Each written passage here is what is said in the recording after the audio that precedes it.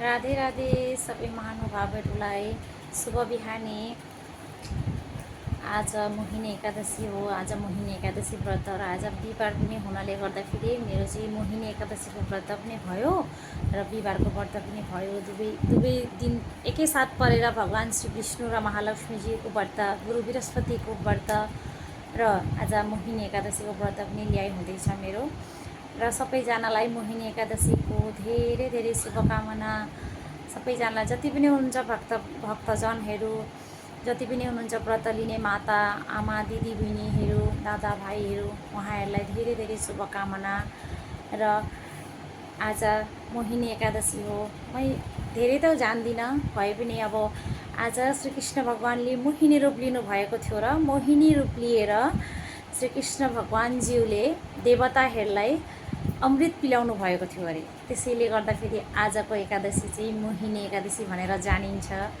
र तपाईँहरूलाई म अहिले सानो एउटा भगवान् श्रीकृष्ण र राधारानीको मूर्ति देखाउन चाहन्छु। यहाँ हेर्नुहोला, राधारानी र भगवान् श्रीकृष्णज्यूको मूर्ति। सबैजनाले दर्शन गर्नुहोला र सबैजनाले जय जय श्री राधे भन्नुहोला। मनमा श्रद्धा, मनमा भक्ति राख्नुहोला। र अब एउटा चिज तपाईँहरूलाई सबैजनालाई देखाउन चाहन्दैछु।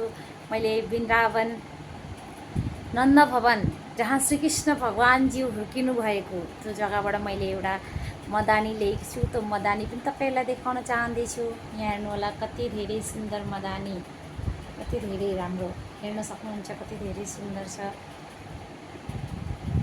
र त्यसैले सबैजनालाई धेरै धेरै शुभकामना, धेरै धेरै आशीर्वाद।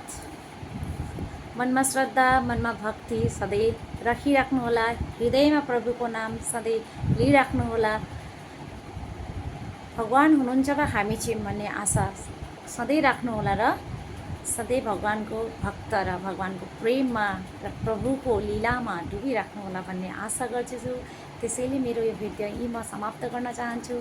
सबैजनालाई जय जय श्री राधे, जय जय श्री नारायण।